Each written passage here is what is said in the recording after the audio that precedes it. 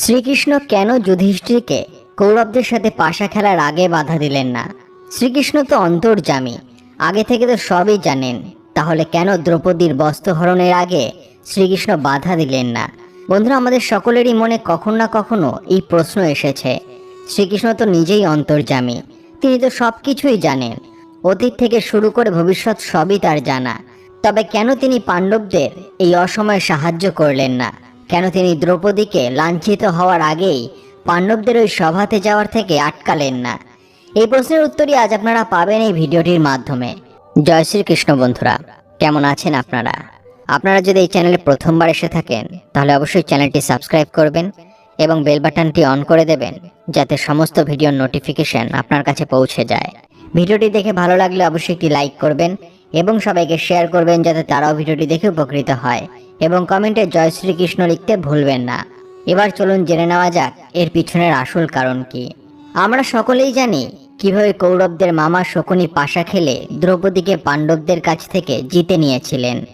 এমনকি দুর্যোধনের আজ্ঞা অনুসারে ছোট ভাই দুঃশাসন বৌদি দ্রৌপদীর চুলের মুঠি ধরে টানতে টানতে সভায় নিয়ে আসেন। এইসব ঘটনা ঘটার সময় রাজসভায় উপস্থিত ছিলেন প্রমুখ ন্যায়কর্তা, যেমন ভীষ্ম পিতামহ, বিদুর। কিন্তু তাদের মতন মানুষদের থাকা সত্ত্বেও তাদের দ্বারা দ্রৌপদীর মান রক্ষা হয়নি। তারা সকলে কেবল মাথা নিচু করে সেই সভায় উপস্থিত ছিলেন। এমনকি যখন দুঃশাসন দ্রৌপদীর কাপড় ধরে টানতে থাকে তখনও কেউ কোনো কথা বলেনি। এমনকি পাণ্ডবরাও সেটার প্রতিবাদ করতে পারেনি। তখন দ্রৌপদী বুঝতে পারেন যে তিনি কতটা অসহায়, এবং এটাও তিনি বুঝতে পারেন যে কেবল একজনই পারে তাকে এই অসহায়তার থেকে বের করতে, এবং তিনি হলেন তার প্রিয় বন্ধু শ্রীকৃষ্ণ, যাকে সে দাদা হিসাবে মেনেছিল। শ্রীকৃষ্ণকে স্মরণ করতে শ্রীকৃষ্ণ দ্রৌপদীর সম্মান রক্ষা করেছিল। কিন্তু সেই ঘটনার পরে অনেকেরই মনে এই প্রশ্ন জেগেছিল যে ভগবান শ্রীকৃষ্ণ কেন দ্রৌপদীকে আগে থেকেই বাঁচাননি? কেনই বা শ্রীকৃষ্ণ যুধিষ্ঠিরকে সবাইকে পাশা খেলার থেকে আটকাননি? অনেকেই মনে প্রশ্ন করে যে শ্রীকৃষ্ণ চাইলেই তো শকুনি মামার মতো কিছু একটা ফোন দিয়েটে যুধিষ্ঠিরকে সেই পাশা খেলাতে জিতিয়ে দিতে পারতেন, অথচ তিনি এর কোনোটাই করেননি।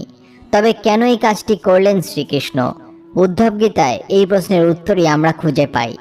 মহাভারতের যুদ্ধ শেষে একদিন উদ্ধব গিয়েছিলেন শ্রীকৃষ্ণের কাছে প্রশ্ন নিয়ে।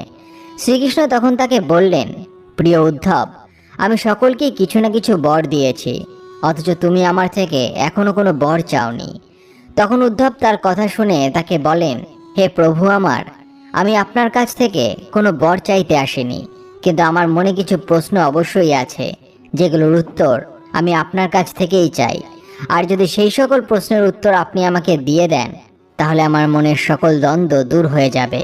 আপনার সেই সকল উত্তরগুলোকেই আমি আপনার দেওয়া বর হিসাবে গ্রহণ করব। এই কথা শুনে শ্রীকৃষ্ণ বড়ই সন্তুষ্ট হন এবং উদ্ধবকে বলেন, তোমার এইরূপ কথা শুনে আমি বড়ই প্রসন্ন হয়েছি। তাহলে শোনো, আজ আমি তোমায় যা যা বলবো ভবিষ্যতে সেগুলো উদ্ধব গীতা হিসেবে পরিচিত হবে এই জগতে। এরপর যখন উদ্ধব শ্রীকৃষ্ণকে কিছু প্রশ্ন করেন, তার বর্ণনা আমরা জানতে পারি গীতার মাধ্যমে। সবার প্রথমে উদ্ধবের প্রশ্ন ছিল, প্রভু, আপনি তো পাণ্ডবদের পরম মিত্র ছিলেন, তারা তো চিরকাল আপনার উপরে ভরসা করেছিল। আপনি তো অতীত ভবিষ্যৎ বর্তমান সব কিছুরই জ্ঞানদাতা, কিন্তু আপনি অর্জুনকে মিত্রতার যে জ্ঞান দিয়েছেন, আপনার কি মনে হয় আপনি কি সেই অনুযায়ী কার্য করেছেন? আপনি তো চাইলেই যুধিষ্ঠিরকে পাশা খেলার হাত থেকে আটকাতে পারতেন, তাহলে আপনি কেন তাকে আটকালেন না প্রভু?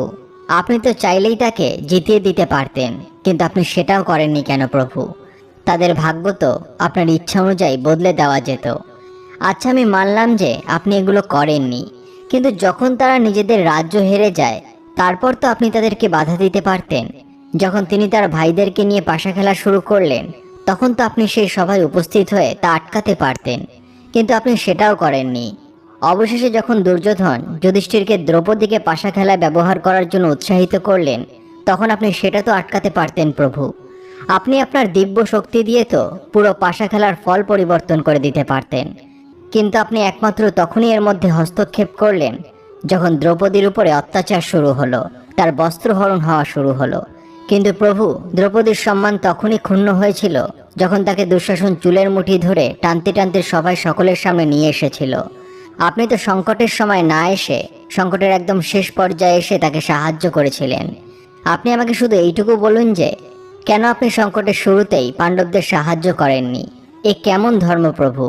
শ্রীকৃষ্ণ তখন তাকে উত্তরে বললেন, উদ্ধব, পৃথিবীতে তো বিবেকেরই সবসময় জয় হয়ে এসেছে। সেই মুহূর্তে দুর্যোধনের কাছে বিবেক উপস্থিত ছিল, ধর্মবাদী যুধিষ্ঠিরের কাছে নয়। দুর্যোধনের কাছে ধন সম্পত্তি ছিল পাশা খেলার জন্য, কিন্তু তার জানা ছিল না কিভাবে পাশা খেলতে হয়। তাই সে নিজের মামা শকুনিকে সেই কাজটি করতে দেন। এখানেই বিবেক। যুধিষ্ঠিরও যদি সেইভাবেই ভাবতেন এবং আমার কাছে সাহায্য চাইতেন, তাহলে হয়তো সেই সংকটটা তার উপরে আসতো, কিন্তু তিনি একবারও আমার কাছে কোনো রকমের সাহায্য চাননি। উদ্ধব, ভেবে দেখো তো, যদি মামা শকুনি আর আমি একে অপরের সাথে সেই খেলায় মুখোমুখি হতাম, তাহলে কে জিততো? তখন খেলার ফলাফল কার ইচ্ছা অনুসারে হতো? মামা শকুনি নাকি আমার ইচ্ছা অনুসারে? কিন্তু এটা তার ইচ্ছা ছিল যে সে আমাকে সেই মুহূর্তে ডাকবে না নিজের সাথে সেই পাশা খেলায় উপস্থিত থাকতে। তবে তুমি কি জানো, এটাও তারই প্রার্থনা ছিল যে আমি যেন সেই সবাই ততক্ষণ উপস্থিত না হই যতক্ষণ না সে নিজে আমার কাছে প্রার্থনা করছে। আর সেটার কারণ কি জানো? কারণ সেই খেলাটাকে আমাকে না জানিয়ে খেলতে চেয়েছিল। যুধিষ্ঠির চাইতো না যে আমি এই ব্যাপারে কিছুই আঁচ পাই। এইভাবে যুধিষ্ঠির আমাকে বেঁধে রেখেছিল। এইভাবেই আমাকে সভাকক্ষে আসার অনুমতি দেওয়া হয়নি। কিন্তু এত কিছুর পরেও আমি অপেক্ষায় ছিলাম যে কখন কেউ আমায় ডাকবে। কিন্তু অর্জুন, ভীম, নকুল, সহদেব সকলে আমায় ভুলেই গেল। আর তারা সকলে মিলে নিজের ভাগ্যকে দোষ দিতে লাগলো। আর যখন বড় ভ্রাতা দুর্যোধনের আদেশে দুঃশাসন দ্রৌপদীর চুলের মুঠি ধরে টানতে টানতে সভায় সকলের সামনে নিয়ে উপস্থিত হলো, তখনও কিন্তু কেউ আমাকে মনে করেনি। সকলে আমার কথা তখন মনে করেছিল যখন দ্রৌপদীকে দুঃশাসন বিবস্ত্র করা শুরু করেছিল। আর তখনই আমি সুযোগ পেলাম তাদেরকে সাহায্য করার, যখন দ্রৌপদী নিজে আমাকে স্মরণ করলো। আর সেই জন্যই আমি অবিলম্বে সেই মুহূর্তে সেখানে পৌঁছে যাই। এবার উদ্ধব, তুমি বলে দাও আমাকে, এখানে এই পরিস্থিতিতে আমার কি ভুল আছে? শ্রীকৃষ্ণের কাছে এই সকল কথা শুনে উদ্ধব চিন্তিত হয়ে বললেন, প্রভু, আপনার এই কথাগুলো বড়ই প্রভাবশালী, কিন্তু আমার মন যে এখনো বিচলিত হয়ে রয়েছে। আমার মনে আপনার জন্য আরেকটি প্রশ্ন বাসা বেঁধেছে প্রভু। আমি কি সেই প্রশ্নটিও আপনাকে করতে পারি? এই কথা শুনে শ্রীকৃষ্ণ উদ্ধবকে সেই প্রশ্নটি করার অনুমতি দেয়। উদ্ধব তখন বলেন, তাহলে প্রভু, এর অর্থ কি এটাই যে আপনি কেবল তখনই উপস্থিত হবেন যখন কেউ আপনাকে স্মরণ করবে? কিন্তু সংকটের সময় যদি ভক্ত আপনাকে স্মরণ না করে, তাহলে আপনি নিজে থেকে তার কাছে যাবেন না? শ্রীকৃষ্ণ এই প্রশ্ন শুনেই হেসে উদ্ধবকে উত্তর দিলেন, সবসময় জানবে যে আমি হলাম কেবল একজন সাক্ষী, যে তোমার চারপাশে কি হচ্ছে তা চাক্ষুষ দেখি। এটা আমার অর্থাৎ ঈশ্বরের ধর্ম। আমি তোমাদের কাছেই থাকি। তখন উদ্ধব বলল, তাহলে প্রভু, আপনি যদি আমাদের সবার কাছেই থাকেন, তাহলে আপনি তো আমাদের করা সকল দুষ্কর্মের সাথী হয়ে থাকেন। আমরা পাপের পর পাপ করে যাই, আর আপনি কেবল দেখেই যান। আপনি আমাদের শোধরানোর চেষ্টা করবেন না? আপনি কি চান প্রভু যে আমরা অনবরত পাপই করতে থাকি? শ্রীকৃষ্ণ তার এই প্রশ্নগুলো শুনে উদ্ধবকে বললেন, প্রিয় উদ্ধব, তুমি আমার কথার গভীর মর্ম বোঝার চেষ্টা করো।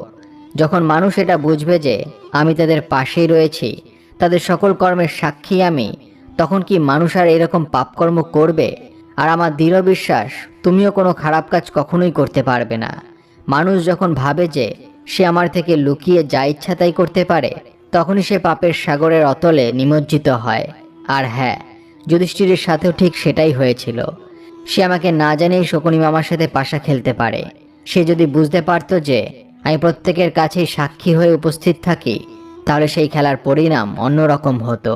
উদ্ধব এহেন কথা শুনে অবাক হয়ে গেল। তখন সে বলল, হে প্রভু, আপনি আজ যা আমাকে বললেন তা আমার দুই চোখ খুলে দিয়েছে। ইহা কি মহান সত্য!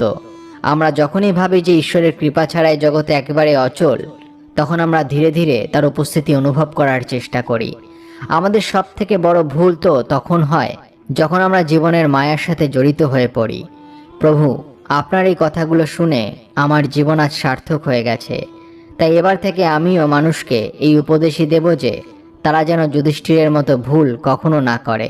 তারা যেন ঈশ্বরের চিরকাল বিশ্বাস রাখে, তাকে অনুভব করার চেষ্টা যেন চিরকাল করতে থাকে। বন্ধুরা, ভিডিওটি দেখে যদি ভালো লাগে তাহলে অবশ্যই একটি লাইক করবেন এবং সবাইকে শেয়ার করবেন, যাতে তারাও ভিডিওটি দেখে উপকৃত